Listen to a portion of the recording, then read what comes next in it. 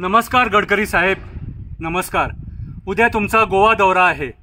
एका फ्लायओव्हरचं उद्घाटन करण्यासाठी तुम्ही गोव्यामध्ये येत आहे. मी एका अशा जागेवर आहे ज्या प्रोजेक्टसाठी तुम्ही कोटी कोटी दिले होते. गडकरी साहेब, नको आम्हाला तुमचं हे डेव्हलपमेंट, नको नको आम्हाला हे डेव्हलपमेंट. आमची रानं काबार केली गडकरी साहेब, आमची शेतं काबार केली. सगळं सगळं सगळं समाप्त झालंय गडकरी साहेब. काही उरलं नाहीये आता. आमचे डोंगर कट करून ही परिस्थिती आणली आहे या लोकांनी. तुम्ही कोटी कोटी दिले खरे, तुमचे विचार चांगले होते, मला तुमच्याबद्दल आदर आहे. तुमच्या मनात डेव्हलपमेंट करायचं होतं, पण हे कॉन्ट्रॅक्टर्स, हे राजकारणी यांच्या सगळ्या कमिशनामुळे हे डेव्हलपमेंट डिस्ट्रक्शन होऊन पडलं गडकरी साहेब, डिस्ट्रक्शन होऊन पडलं. आमच्याकडे आता काही उरलेलं नाहीये. आता नको डेव्हलपमेंट, नको. पाया पडतो, तुमच्या पाया पडतो गडकरी साहेब, नको आणखी डेव्हलपमेंट. हे जे MVR ने डेव्हलपमेंट केलं ते आम्ही बघितलं. हजार कोटीचा डेव्हलपमेंट. रस्त्यावर पाणी साचलं आहे. सामान्य माणूस जो कामाला सकाळी जातो उठून या पोटासाठी जो कामाला जातो त्याला हे सगळं सामोरे जावं लागतं. संध्याकाळी तो घरी पोहोचणार की त्याला माहीत नसतं.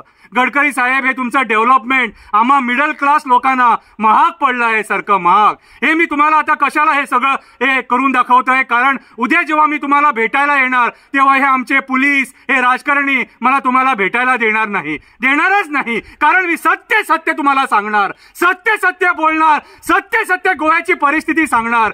गडकरी साहेब, आमची आज परिस्थिती गोवेकरांची खूप वाईट आहे सारखी. आमच्या जवळ फक्त आता उरलेली आहे भीक मागायची पाळी आली आहे. ही माती घेऊन भीक मागतो. आमची रानं संपवू नका, आमची शेतं संपवू नका, आमची झाडं संपवू नका, आमची जी जंगली जनावरं आहेत त्यांना संपवू नका. आज तुमच्या सरकारने सगळी विटंबना करून सोडली आहे. मोपा एअरपोर्ट जो बांधला आहे तिथे 2-3 लाख झाडांची कत्तल करून आज ते सगळं पाणी आमच्या घरात घुसत आहे, गावात घुसत आहे. गडकरी साहेब, मी पाया पडतो, तुमच्या पाया पडतो, नाग रगडतो.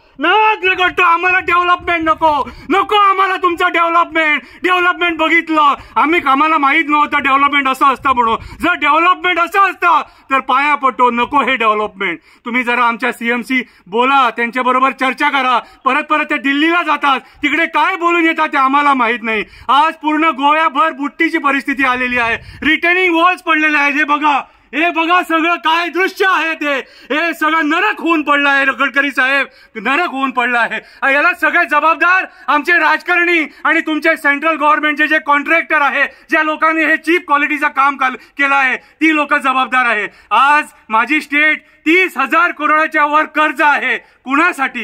कुणासाठी? या डेव्हलपमेंटसाठी. पण डेव्हलपमेंट चांगलं झालं आहे? नाही.